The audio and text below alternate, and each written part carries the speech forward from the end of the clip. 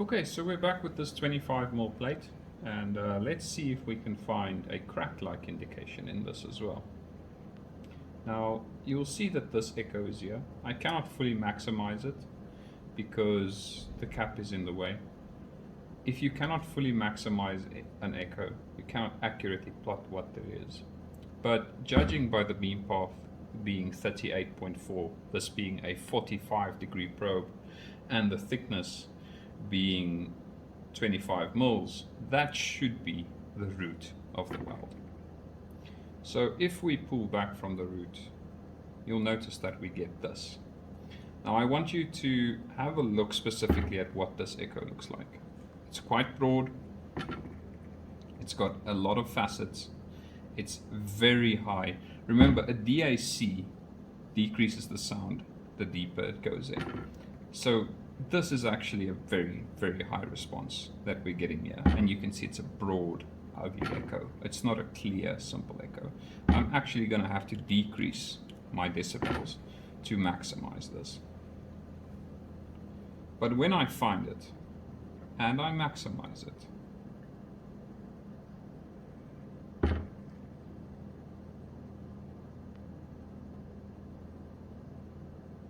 we'll see about 72 millimeters of beam,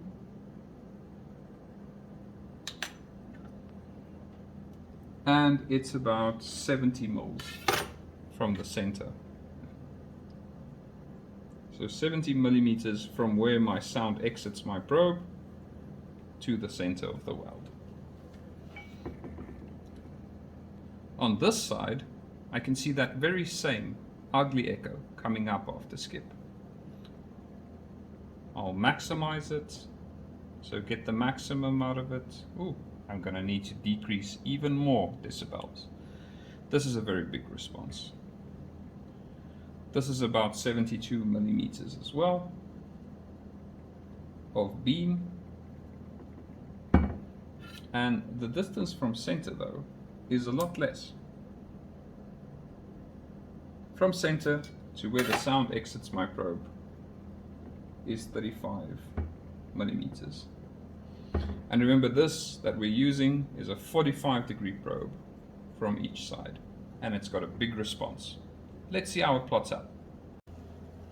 Okay, so I've transferred all the information here. I've also drawn a scale model of what our weld would look like approximately. And I've drawn the beam distance and the surface distances in here. Remember, the plate was 25 millimeters thick, so this is just what it should look like if we were to cut a slice out of the plate.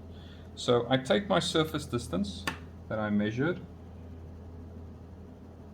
and I will make a little mark. So this is where my sound originated from. I will now draw a line in at 60 degrees, that's 85 millimeters long. Remember, you always put your protractor down like this, never like this.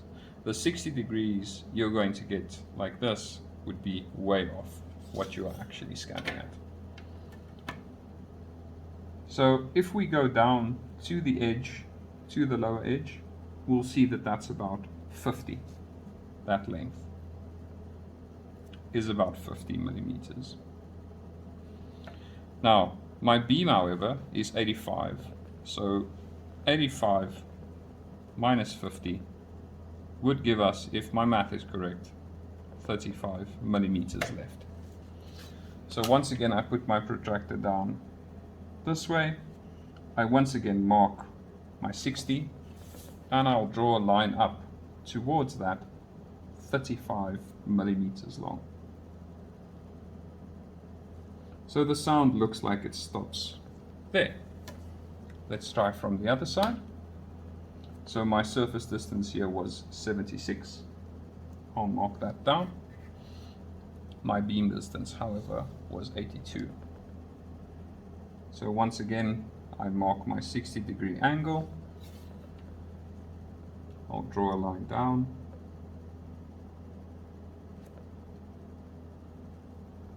You can see once again that this would be 50 millimeters.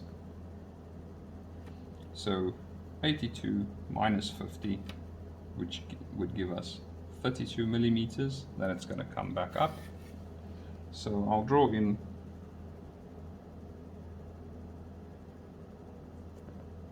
at 60 degrees.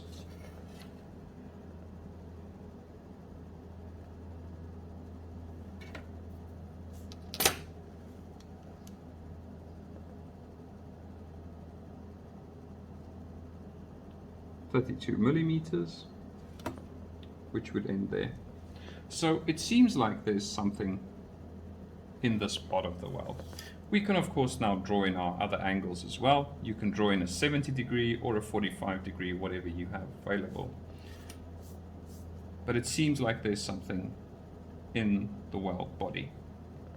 If we were to look at our weld body defects, the most typical ones we would find would be something like slag,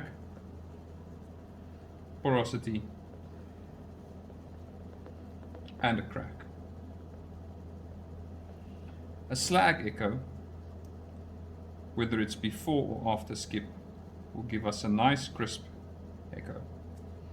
Porosity will be a bunch of messy echoes, something like that, but it will typically be low level, meaning it will be very low below your DAC. It might go up, but this is typically low. And then a crack, which will also give us squigglies, but it will give us massive sound reflection. So this will be high level. When looking back at the video, you can see that this was a fairly sharp echo. Since it's in the middle of the weld, it's a fairly sharp echo. I would go with categorizing this as slag. The echo was quite high level. It is in an area which we know is a stress razor if our weld was to look like this.